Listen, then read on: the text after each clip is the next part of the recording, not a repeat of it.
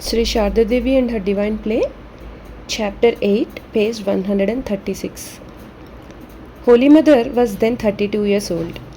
She was an embodiment of patience and fortitude, and she spent her days in prayer and meditation. During her early days in Kamarpur and Jairambati, she learned the Bengali alphabet, but she had not finished her studies. About this time, a girl from the Mukhopadhyay family came to bathe in the Ganges every day and stayed with Holy Mother at the Nahabad for a while. She taught Holy Mother how to read using the Ramayana and Mahabharata. A few days after the master moved to the Shyampukur house, his devotees called in Dr. Mahendralal Sarkar, whom the master had met years earlier. When the doctor recognized Ramakrishna, he said to the devotees, "I shall treat him to the best of my ability, and to help you in your noble cause, I won't accept any payment." Now that the master's medical care was settled, the devotees grew concerned about his diet, which was vital for restoring his health. They discussed bringing Holy Mother to the Shyampukur house because only she knew the master's eating habits and what suited his system. They asked the master to approve this plan. The master reminded them of her shyness and said, "Can she live here? You had better ask her about it. If she is willing to come after knowing all the facts, let her do so." A messenger was sent to Holy Mother at Dakshineshwar.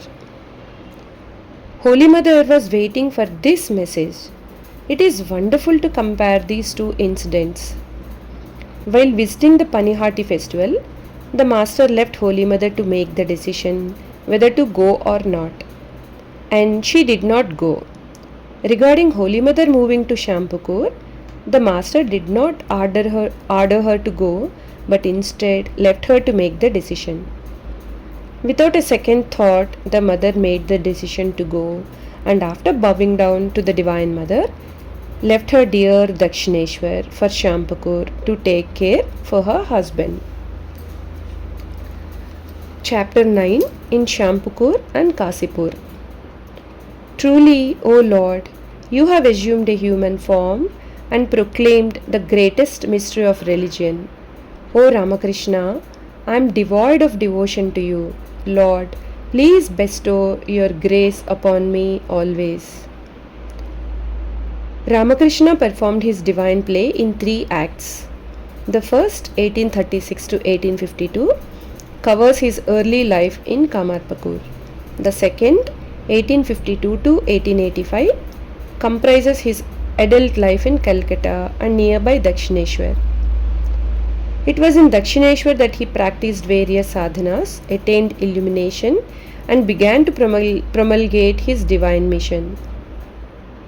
The third act, 1885 to 1886, encompasses the last months of his life at Shyampukur in Calcutta and nearby Cossipore, where he brought his divine drama to its close and laid the foundation for the future Ramakrishna order. It was probably in second week of October 1885 that Holy Mother arrived at the house in Shyampukur to care for her ailing husband. She was beside her husband during the bad times as well as the good. Although she lived behind an impregnable veil of modesty, she had learned from the master how to adapt to time, place, and person.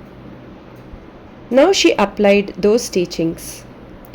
Holy Mother took responsibility for preparing the master's meals while she silently prayed for his recovery.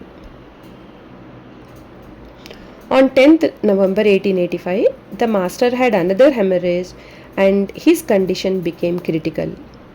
Holy Mother suggested through Sharat that someone should pour cold water on the master's head and put a wet towel on his abdomen.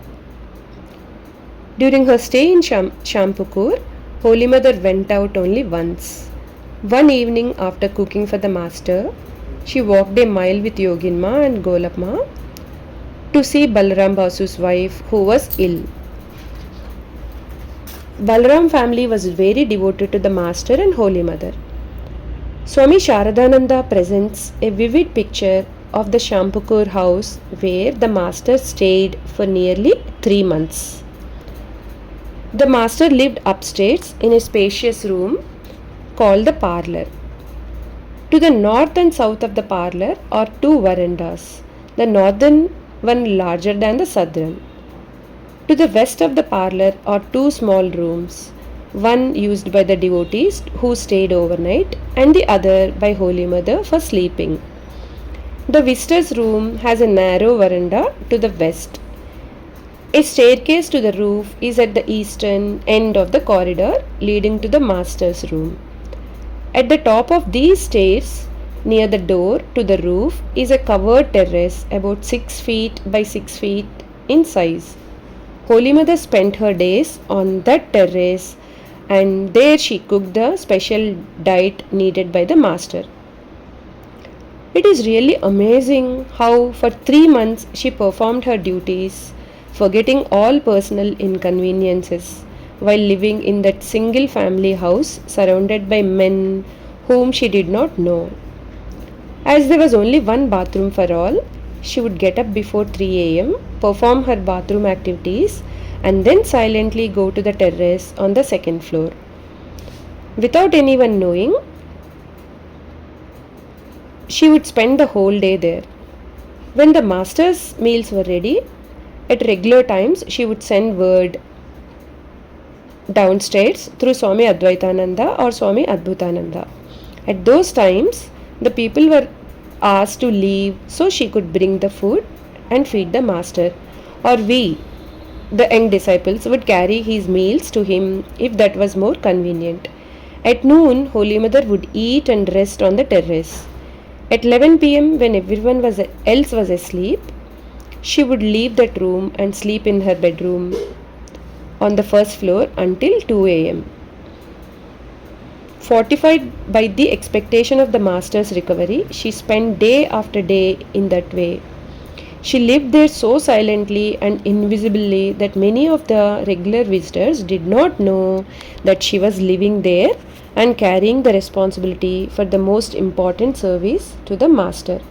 Jai Ma.